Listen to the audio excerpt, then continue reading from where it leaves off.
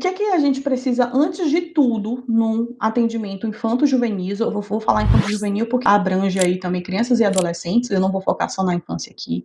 O que eu considero de extrema importância para quem tem interesse de atender ou quem já está atendendo é sempre quem já está atendendo se aprofundar nas fases de desenvolvimento. O que é que eu observo, inclusive, de alguns profissionais, infelizmente, às vezes a gente se depara. O que é que eu percebo? Às vezes eu recebo algumas crianças que eram acompanhadas de outros profissionais e esses outros profissionais acabam orientando esses pais de uma forma equivocada pela falta de conhecimento das fases de desenvolvimento que essa criança se encontra. E isso, gente, apesar de parecer bobagem, a gente pensar, mas, Carol, claro que um profissional precisa entender as fases de desenvolvimento de uma criança, já que vai atender um público infantil, ou entender, né, como que um adolescente lida com os desafios dentro da tecnologia, na questão de socialização, como os adolescentes se relacionam, né, com a família, com os amigos.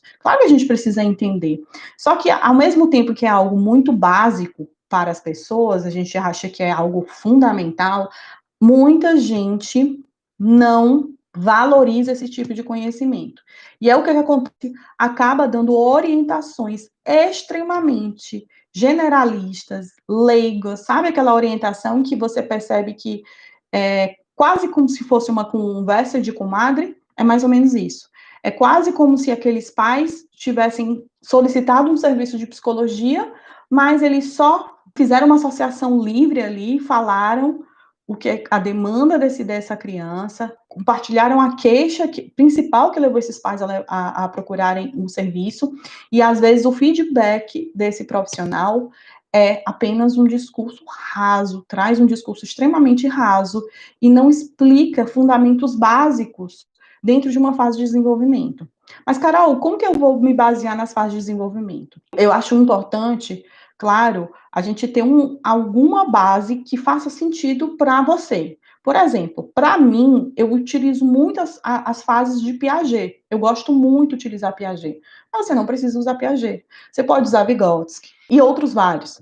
Então, quando você se situa, se ancorar, vai te ajudar tanto a orientar bem esses pais e a entender alguns comportamentos infantis. Então, assim, o que parece muitas vezes óbvio, na prática, é o que falta muito em muitos profissionais. Entender essas fases e articular com alguns desafios na infância. Por exemplo, o que é que às vezes eu vejo? Então, vamos supor que os pais chegam para você e querem, né, entender se o filho, a demanda desse filho, a queixa principal é de comportamentos que eles consideram que é uma criança teimosa. Aí eles chegam para você e falam assim: olha, meu filho é muito teimoso, eu peço para que ele não faça tal coisa, e aí ele vai e faz ao contrário. Eu peço para que ele não mexa em tal coisa, mas aí ele vai lá e mexe. Então, eu acho que essa criança, ela está precisando eu preciso de algumas orientações e talvez essa criança precise, né, de uma psicoterapia, porque ele não tem limites.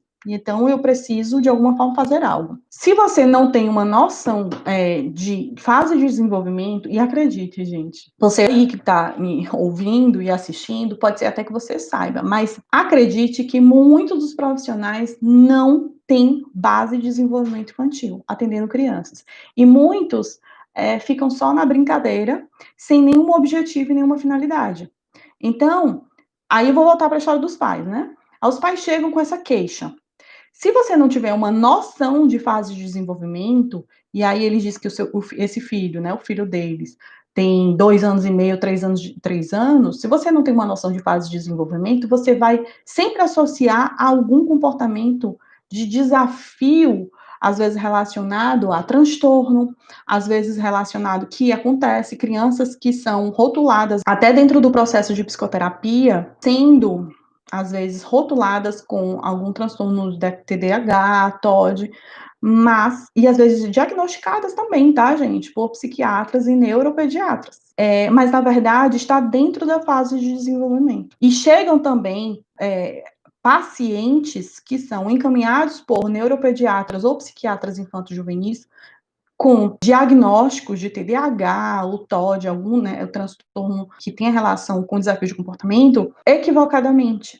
Por quê? Às vezes, esse profissional não avalia o que está dentro de um padrão de normalidade de comportamento dentro da fase de desenvolvimento e só considera aquele comportamento de forma isolada. Então, você, como profissional, o psicólogo, ele precisa ter esse olhar atento de entender, né, as diferenças dessas fases, o que é que a gente espera de cada fase, o que é que dentro de um padrão é esperado e a gente pode trabalhar, né, em cima, às vezes, só de uma orientação para pais direcionada a essa criança, ou orientação a pais com psicoterapia. Por isso que é importante, porque em alguns casos o pai procura com uma demanda de psicoterapia, mas muitas vezes não é demanda de psicoterapia, é uma demanda de orientação para pais. Então se torna até mais eficaz o seu direcionamento se você trabalhar com esses pais, ao invés com a criança. Entende? Por isso que é importante você fazer essa diferenciação dentro das fases de desenvolvimento.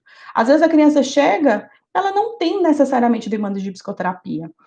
O que, na verdade, aquela queixa é uma ausência de conhecimento desses pais de como direcionar. Por isso que o primeiro passo, eu acho que é indispensável, é fundamental, é a gente entender as fases de desenvolvimento, você seguir uma linha que para você faça sentido. Para mim, eu gosto muito do raciocínio de Piaget, então eu gosto e eu ensino, inclusive, os pais a partir de Piaget. Mas você vai adequar de acordo com o que você entende, tá? O que você acha que para você faz sentido, tá bom? Uma outra coisa importante, que aí vou fazer gancho a essas questões de demandas, né, que chegam na clínica. Vai ter pai e mãe que vai chegar na clínica e vai dizer que ou o filho já vem logo com relatório ou com diagnóstico de um psiquiatra ou de um neuropediatra, dizendo que essa criança tem TDAH e TOD. Em alguns casos, realmente, essa criança ela tem, de fato, mas em outros, não. É apenas uma falta de conhecimento ou então diagnóstico aquele profissional que deu o diagnóstico rápido a partir da queixa desses pais, e aí os pais já chegam para você, né, com essa busca de tratamento com essa criança. E aí, vamos supor que realmente, né, essa criança que chega para você, de fato ela tenha TDAH, ela de fato tenha TOD, né, ou qualquer outro tipo de transtorno, é uma criança que está numa depressão, uma criança que tem transtorno de ansiedade, e eu acho que é fundamental, dentro da minha perspectiva de atendimento, a gente ter noções minimamente básicas de transtorno na infância. Você não precisa se tornar a pessoa especialista, aquela pessoa que sabe de forma aprofundada todos os transtornos, porque você não vai dar conta. Mas sim, quanto mais você estuda os transtornos mais comuns na infância, mais fácil você vai conseguir direcionar.